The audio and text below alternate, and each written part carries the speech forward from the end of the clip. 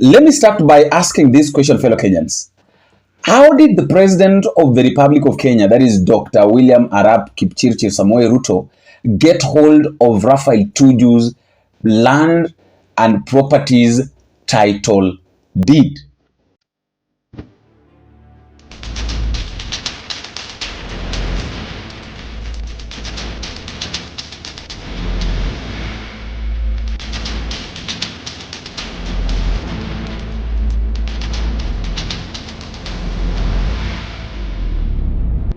Welcome back, ladies and gentlemen, and thank you very much, guys, for your greatest support. Now, fellow Kenyans, this case of Raphael Tuju, it's something that we're just looking at it without getting deeper into it, and I've really realized something, that there is more than what we are seeing.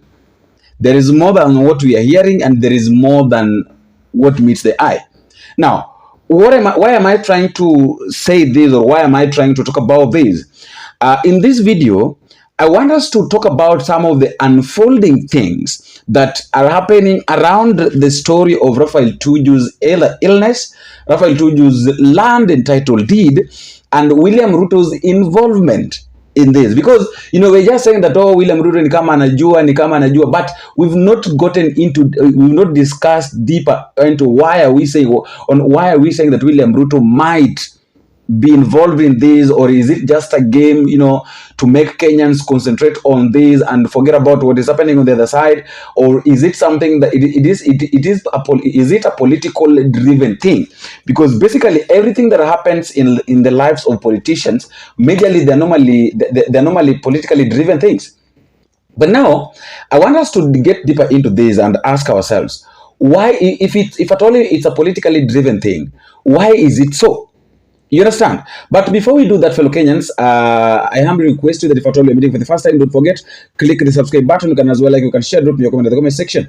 Tell me what you think and where exactly you are watching this video from. And also, to the team of Bonita Media, my community, my team, I have an announcement to make, and I would like you to listen to this before we continue with the discussion. There is this children's home. I visited it, had a conversation with the director, both the director and the assistant director. We really talked. I saw the children. There were two kids who are abandoned by the mother after birth. I think 2 days. So the children are barely 10 days old. And others are also there. They're around 89 right now, and they told me that there are some in school, so wakirudi wote, the number will be around 100 plus.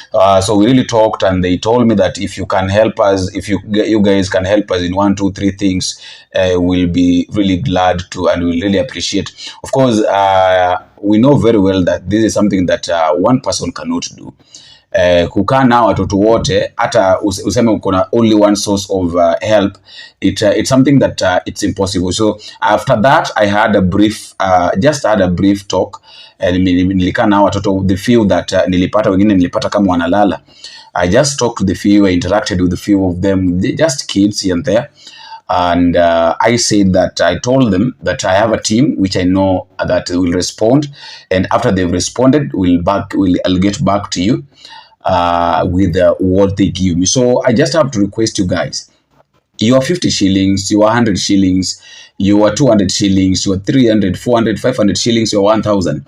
Any amount of money which you really feel like can help these kids, please just use the M-Pesa number on your screen so that you can help these kids. Nobody knows, we cannot say that, oh, I can't help a kid, si mtoto wangu. Hawezi kuwa mtoto wako, lakini we all know how maybe these things normally comes later. So just a humble request, please guys, if you can, just use the number on your screen. Just send your 50 bob, your 100 shillings, 200, 300 shillings, whatever you have. We'll make arrangements, and then tutaona what we can do. Kama tutawanunulia vyakula, kama itatosha mpaka manguo, we can do that.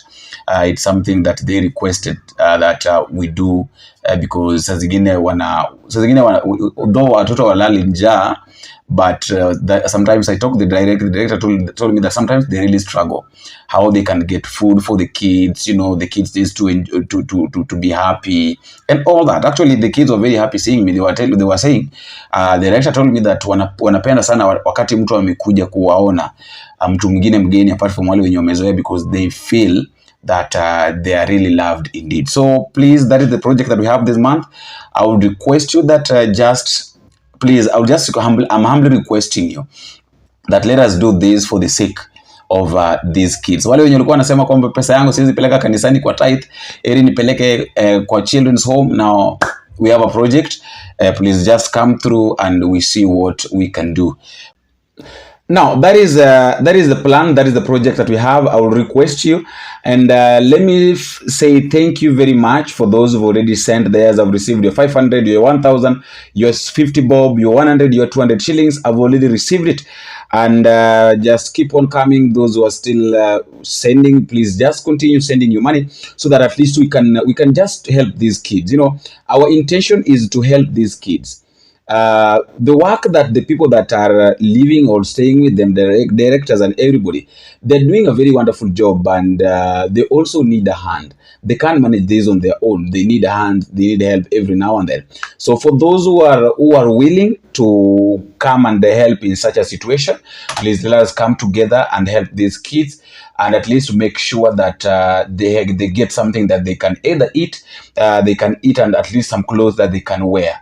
Because you know, these are kids, they don't have fathers, mother, they don't have any family. They only depend on the well-wishers. So whenever we come together in a situation and scenarios like this, we help these children. At least they enjoy it. They become very happy. They know very well that at least we'll be growing up knowing that there are people who are taking care of us. You know, your 50 bob, your 100 shillings, your 200 shillings will be enough. Usidharau hiyo kidogo ambayo uko nayo. Just send it via that number on the screen, that number that I've just that is on the screen, and I know that everything is really going to be well. We are going to help these kids, and they're really going to have some good time. You understand? Now let's embark on our discussion. And talking about the issue of Raphael Tuju, fellow Kenyans, I have a lot of things to discuss, or I have a lot of things to talk about. Number one, I want us to ask ourselves, this story of Raphael Tuju, is it something to do with someone wanting to take his land? Is it something to do with auctioneers?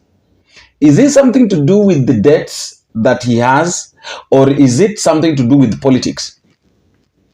And let's start with politics. If it's something to do with okay, let's start with politics, tutakuja nayo, because politics ndio sasa tunataka tuangalie sana. If it's something to do with the deni ambayo alikuwa nayo, do you really think ya kwamba wewe uko na deni ya mtu, tuseme kwa mfano una deni ya mtu na mlisikizana na mtu vizuri kwamba utakuja kumlipa hiyo deni baada ya muda fulani? Do you really think that it's advisable? Do you really think that it's good that wewe mwenye mtu ako na deni yako unatuma polisi waende kwa biashara yake wafunge biashara kwa sababu wana deni yako? Because let's be realistic here. Uko na deni ya mtu afu huyo mtu anafanya biashara, na you know very well that is the only place that it depends on to pay you back your debt, or to pay you back the money that he borrowed. And then you are going to block him or her from entering the premises of that business where you're supposed to get money to pay you back. So how do you expect this person to pay you, yet pale ambapo anaweza kapata pesa ya kukulipa tayari umefunga?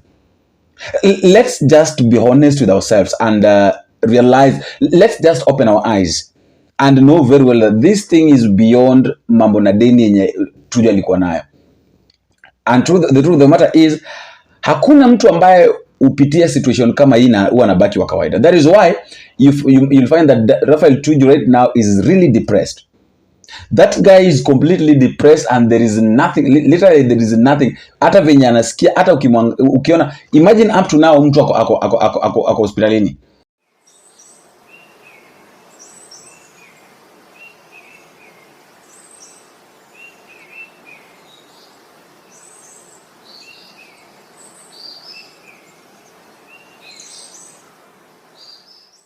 because of the depression, because of the kind of depression that the government has put him through, because of what the government has done, because of what the government is doing. The government is really trying to push so hard to make sure that this guy surrenders his property, surrenders his land. Now, I want us to talk about this issue of land. Sasa hapa ndo nataka tuingie, and please, I want you now to listen to me very keenly, because there are some of the things that I'm going to tell you here that I know you've not heard maybe from somewhere. Na najua kuna siri mingi ambazo serikali imeficha. Kuna siri mingi ambazo the media houses will not tell you, but I will tell you. Number one, first I want to ask you this question. How the hell did the President of the Republic of Kenya, that is Dr. William Arap Samoei Ruto, get the title deed, the documents or the title deed of Raphael Tuju'S property? We start from there. How did the president get the title deed of Raphael Tuju'S property? Because Oburu is explaining very well, and in fact, he's explaining it in mother tongue, in Luo, in Kijaluo. William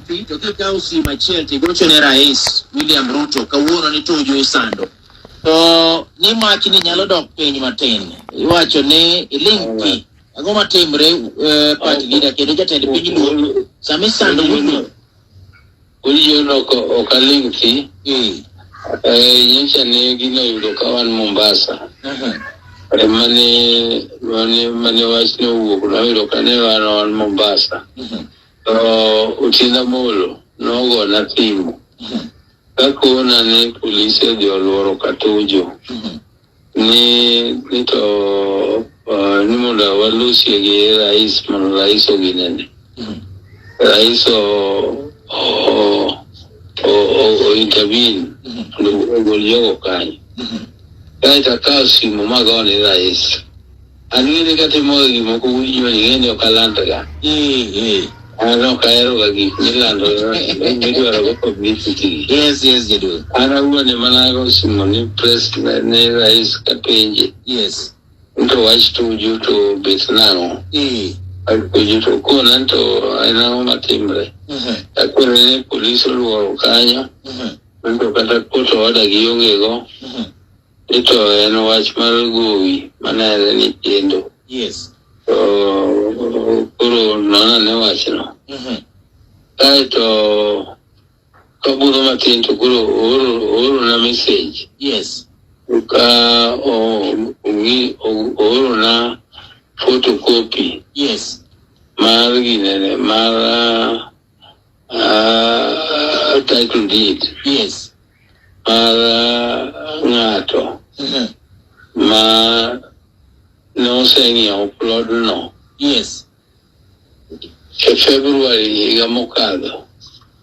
Not Tuju. No bill trans not Tuju. No video auction. Mane ni public auction. February 2025 kuna ni ukona ne wachine wach mabor mokata Tuju wuon no sedhi monene. Yes. Mano loso gi wuon plod no. Yes. Ngama no ng'iewo gino ni Tuju ywak ni mondo duok ni ng'ano, noduok ni Tuju plot. To nowacho nonyalo duoko ne ka Tuju duoko ne pesa mano chule auction. Yes. Koro Tuju anodhi to odhi koa ka rais. Tuju ne ok dwa chulo pesa.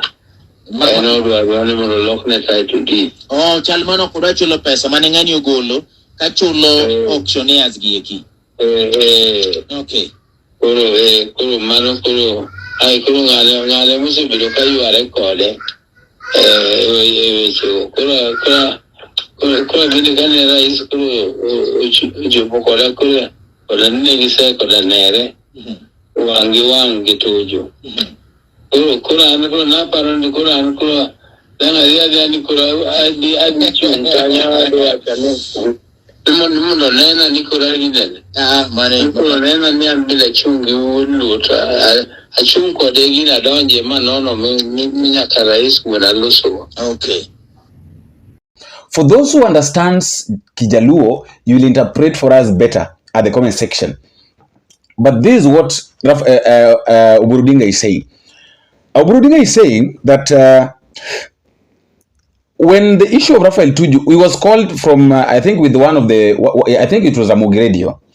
When he was called, he was asked why is very much silent, because as far as we are concerned right now, Uhuru is considered the senior most politician in Luoland, taking over from Raila Odinga. So people, like he was asked, people are wondering that why is it that Uhuru or Raphael Tuju is going through all these processes? Raphael Tuju is really suffering, yet Uhuru is silent, is saying nothing concerning this. And then what happens is, Uhuru is answering by saying that when the news of Raphael Tuju arrived, when I had it, we were in Mombasa. So there is literally nothing that I could have done while I was in Mombasa. We were engaged, so I could do nothing. But I made a phone call. I want you to listen to this part. I know kwa wale Wajaluo you've already understood, but for those who are not Luos, I know I'm being followed by very many people: lawyers, Kambas, Kikuyus, Kalenjins, different people from different parts of the countries. Those who are in Kenya, those who are not in Kenya, but they really want to know what's happening. So I'm doing this I'm interpreting this for the sake of those who don't understand Kijaluo. But for those who understand Kijaluo, I think you already know what Uhuru say.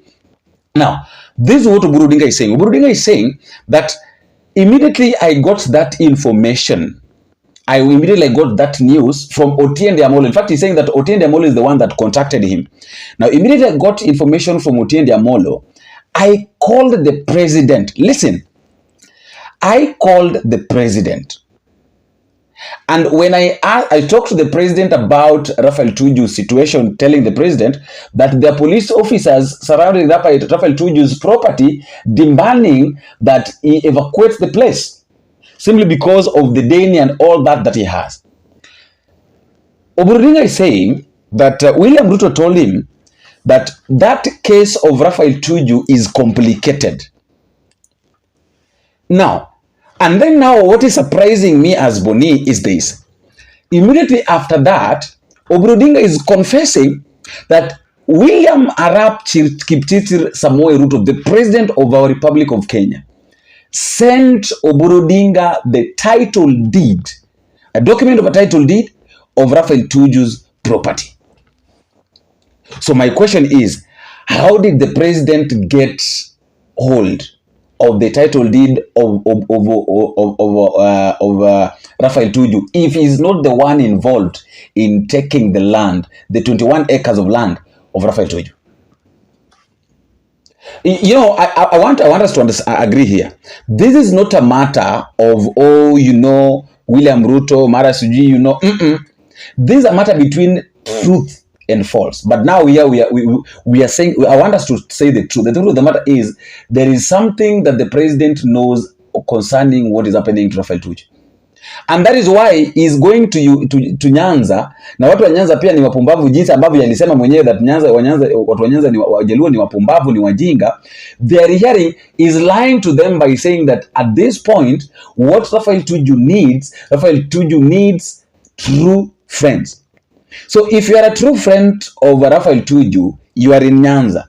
Why can't you be open up and tell the people of Nyanza that, okay, this is what is happening on matters to do with the case of Raphael Tuju. These and these and these are the things that are happening, and this is what we are supposed to do to make sure that Raphael Tuju gets his property back. Simple. Acha kutudanganya kwamba Raphael Tuju needs true friends, yet you are not even a friend. You are not even a friend. You are an enemy. You know, it is only an enemy that will pretend to be a friend to gain from you, and then after gaining from you, now it turns. This guy has been an enemy of Luo Nyanza for a very long time. Right now, he's pretending to be a friend to gain from them, and then after gaining from them, he turns his back against them. It is time that we say the truth. Let us just speak the truth. Another issue, another reason as to why I have a conviction that William Ruto, the president of the Republic of Kenya, we respect him as the president. But when things are bad, when things are wrong, we have to call him out. One of his lawyers, I think Raphael Tuju did a very good thing by recording this. One of his lawyers contacted Raphael Tuju immediately. The case of Raphael Tuju's property emerged, and he was telling Raphael Tuju that you know very well what you need to do. What you need to do is that call the president, because this property now, where this thing has reached, it is a matter of urgency, and it involves the senior most leaders of this nation, and of course you have the number of the president. And you know, you and I, like I told my dad, Tuju, you and I, we will never go sana. Yes. Whatever happened, Yes. and we can still sit down and talk as brothers. And Over what now? Over. So disappointed. No, what we are saying is, you know, accusations. We did not. Especially Justice Mutava. Yes. He has nothing to do with anything. Okay. You Now, just coming to listen to you. no. What I'm saying. What are you trying to tell me? I don't understand. No, what I'm trying to tell you is that the powers which are following you are beyond all of us. And what we are saying is that power, you need to talk to the power, which is the presidency. Of which we are saying, if all these things, if you, like this, yes, he said thing and all that, then you just go and you'll be taken to the president, the law court. So who would take we know, and you know it. Who would take me to the president? Because the president even has my telephone number. That was Shira. You've accused. Is the one. If you could retract and keep, because now you know you've messed them up. No. Really messed them up. No, but what I'm saying. Even me myself, I can't talk. Yeah, but what I'm saying, if you listen to me. Yes. So as Washira himself told you, he'll take me to the president. No, but it is me who is the convener. That is why everybody is throwing brickbats at me. But what I'm asking, everybody is blaming Tom Awili. Yes, but what I'm asking, Tom, Let me park on the side. So, to you. Let me just park. So what you are telling? But we are talking. So what you are telling me that the president is the one who is after this? Sorry? No, but why should I talk to the president?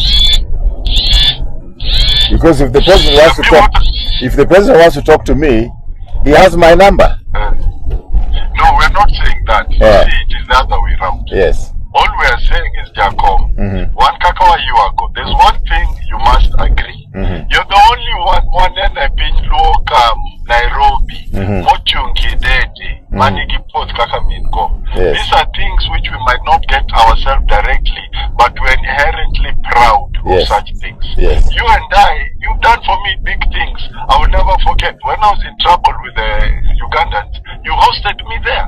Why would I go against you? What I'm saying is, I'd want to talk to you for 5 minutes, just you and I, no wire, nothing. I tell you what is going on. But you're saying they are planning. Without any wire. Yeah, I agree, but you're saying they are planning. You know what they are planning against me. I know. I can see it. I can see it, and I told you. I can see it. That is why, Jacob, Simu Nikoro Okwadua. Yeah, I know. Jako Chabaketo Simu on the side. Yes. In a room somewhere, a pim Nikino, Kina Nanyalotimu, Libotimu, and you'll see, yes, Bodojoma there. Yeah, and but you'll know these things will start going away. Yeah. As my big bro. Yeah. As my big bro, by the way. So I have to talk if somebody is listening, I'm talking to Raphael Tuju as my brother, yes, who I love with my heart, okay, who we come from the same place. Okay, let me call. Small kid, I'm small kid. Let me call you. Let me call you. Let me call you once. Once I've thought about it. Sawa. You think about it. Okay. Thank you. Call the president, and then the president will just say a word, and all shall be well. Are we all getting what's going on? So right now, you are saying that Raphael Tuju needs friends. He is in hospital right now. Kesi yake bado iko kotini. Iko Kibera Law Court. Kesi yake bado iko kotini. Yeye mgonjwa, amelazwa, property yake iko pale inaenda. Seriously. One person who is going through all these things, and then you expect this person akuwe normal. Tuachane na hii mambo ya causing distraction. It might look like a distraction, but it's not. This one is more beyond than causing distraction. No, this one is more than that. I'm saying that this one is more than that because you can't tell me that these guys knows this thing the way it's happening. They know very well what's going on. They know very well that now what we want, tunataka kuchukua hiyo property yake. Yani, you are not contented with the Western Hotel. You are not contented with what you already have. You still want to have more. Hii mambo ya viongozi, watu mtu akishaingia uongozi na huwa nadhani ya kwamba he can take over everything. Ilitokea wapi? Where did this issue come from, whereby people normally think that the only way to survive, or maybe the only way to be respected, is by knowing by acquiring a lot of wealth? Why? Or you are doing this because you already know that you might go home, so you want to leave a legacy. Unataka kujinyakulia ili hata ukienda kupumzika unapumzika kama kila kitu iko sawa. This guys really wants to kill Raphael Tuju. Hao watu wanataka kumua Raphael Tuju kabisa. No, on a serious note, these guys are after killing this man. Because you tell me, jamani kama saizi yako ICU. Jamani analala hivi akifikiria niko na kesi kotini, mali yangu inaenda, sijui mara naambiwa nipigie rais atasema neno moja. Why all this? Why make a man, why make an old man go through all these things? Simply because someone wants to get wealth. And then unapata kuna Murkomen, seriously. And then kina Murkomen is trying to defend the president by saying that Raphael Tuju abducted himself. Yes, we can agree. He said that he didn't abduct himself. He feared. In fact, Raphael Tuju said very well that I feared for my life and hid myself. Hakusema kwamba alijiabduct. Hii mambo na kujiabduct ilitoka from somewhere, from nowhere. But Raphael Tuju explained very well that I feared because I was being followed. And then after realizing that I was being followed, I decided to hide myself. So hiding yourself and then abducting yourself, alijiabduct akaenda sijui kwa Mnyoro, sijui akaenda wapi. Nonsense.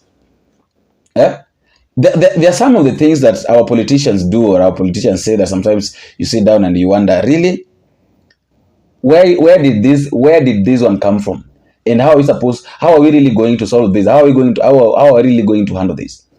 You understand? There are a lot of things that if we don't find ways of handling, if we don't find ways of talking about them, then people will continue to suffer. People will continue to suffer and die. And imagine, this one was once a national leader. Uhuru Kenyatta, this one was an SG of Jubilee when Uhuru Kenyatta was the party leader, right? Uhuru Kenyatta have spoken concerning the same thing.